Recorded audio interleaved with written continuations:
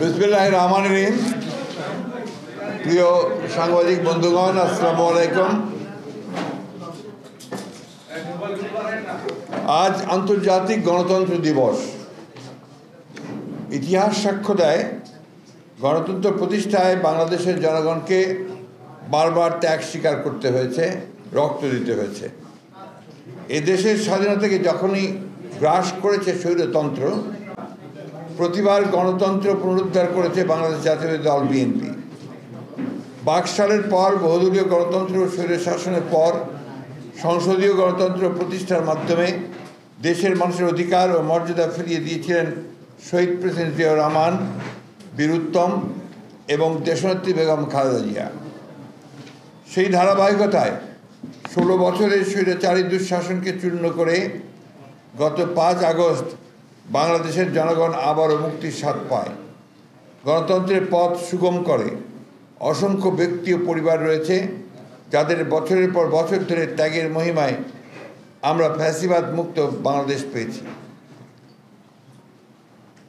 বিভিন্ন প্রতিবেদন অনুযায়ী জুলাই গণহত্যায় 13 আগস্ট পর্যন্ত সমগ্র বাংলাদেশের শহীদ হন 875 জন মানুষ, যার মধ্যে কমপক্ষে 422 জন বিএনপি রাজনীতির সঙ্গে জড়িত। পোশাক শ্রমিক কিংবা রিক্সা চালক, পাবলিক কিংবা প্রাইভেট বিশ্ববিদ্যালয়ের ছাত্র, বাম কিংবা ডান আদর্শের অনুসারী, সকল মত ও পথের রাজনৈতিক কিংবা অরাজনৈতিক ব্যক্তি, হতাহতের পরিচয় যাই হোক না কেন, প্রতিটি প্রাণের মূল্য ও রক্তের মর্যাদা সমান।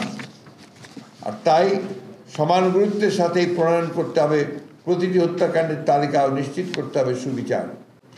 শেখ হাসিনা পদত্যাগের জন্য যে জাতীয় ঐক্যমত্য আমরা দেখতে পাই, তা হঠাৎ করে গড়ে ওঠেনি। এটি মূলত অবৈধ সরকারের অত্যাচার, অবিচার, দুর্নীতি, দুঃশাসন, বঞ্চনা, অবজ্ঞা ও শোষণ নির্যাতনের বিরুদ্ধে মানুষের পুঞ্জীভূত ক্ষোভের বহিঃপ্রকাশ।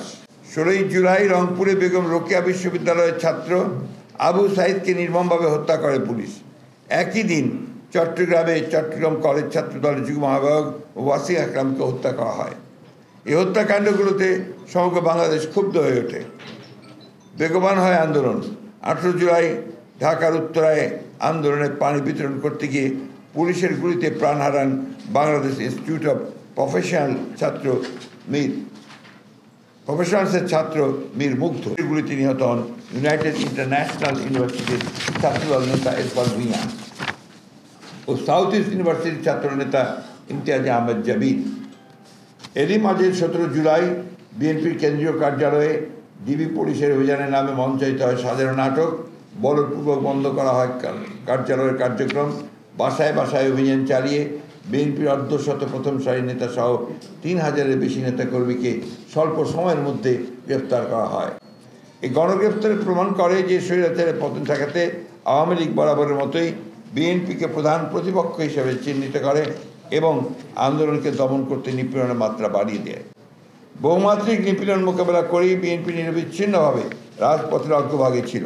বিশেষত আগস্টের 4 এবং 5 তারিখে নিজেদের জীবন উৎসর্গ করে শেখ হাসিনাকে পদ থেকে বাধ্য করার সংগ্রামে জীবন দেন ঢাকা মহানগর পূর্ব ছাত্র দলের যুগ্ম আহ্বায়ক আরিফুর রহমান রাসেল, জালালউদ্দিন ডিগ্রি কলেজের যুগ্ম সাধারণ সম্পাদক আসিফ হোসেন, সোনারগাঁও বিশ্ববিদ্যালয়ের ছাত্রদল নেতা রাসেল মাহমুদ, যশোর জেলা ছাত্রদল নেতা সাকিবুল হাসান মাহি প্রমুখ।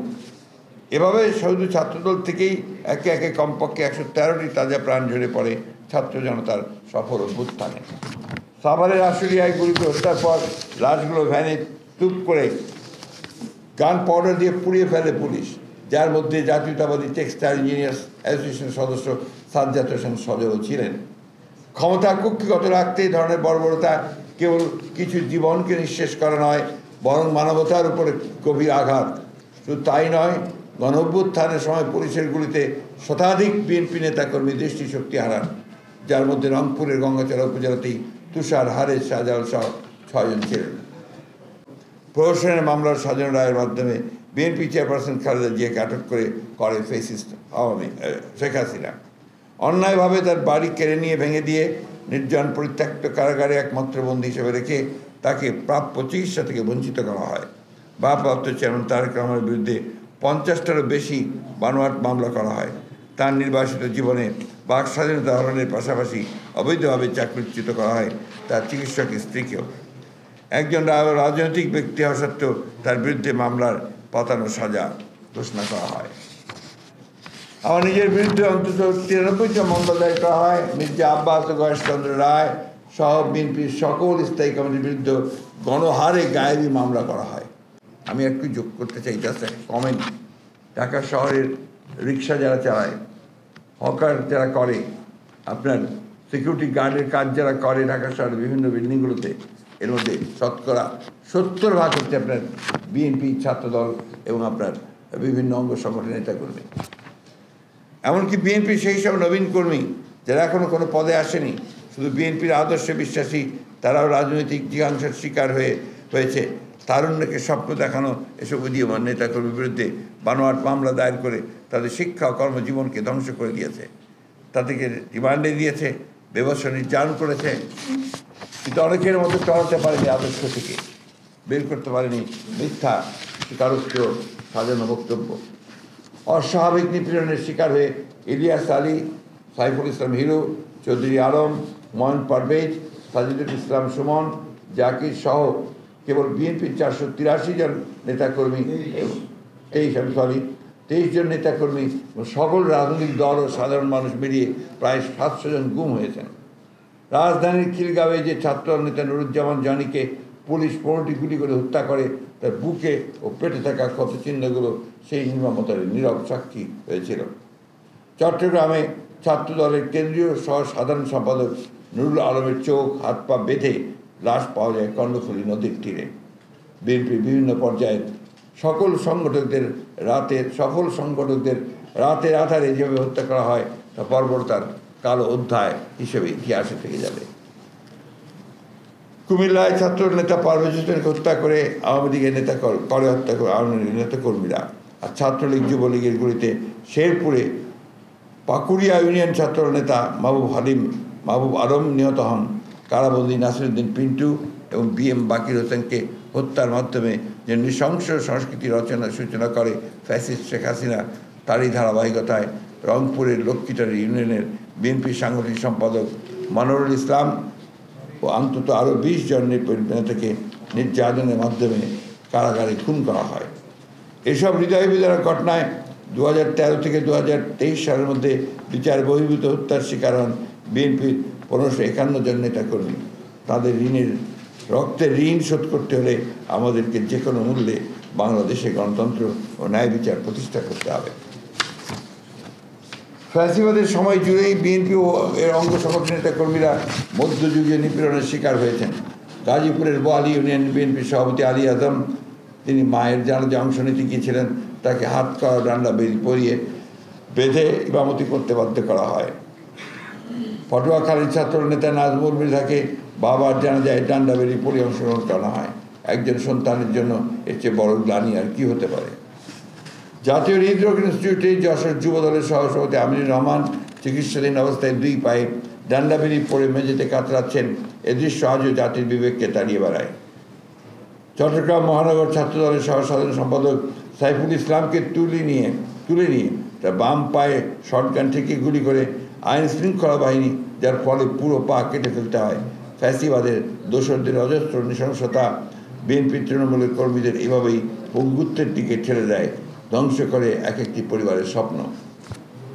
শুধু বিএনপির রাজনৈতিক অপরাধে কিশোরগঞ্জে পৌর বিএনপির সভাপতি আমিনুল ইসলাম আশফাককে না পেয়ে পুলিশ তার নিষ্পাপ যমজ 2 ছেলেকে গ্রেফতার করে নিয়ে যায়।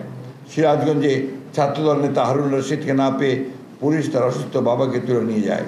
পঞ্চগড়ে জেলা যুবদলের সাধারণ সম্পাদক নুরুজ্জামান বাবুকে না পেয়ে পুলিশ তার পরিবারের সাথে অশালীন অসাধারণ আচরণ করে।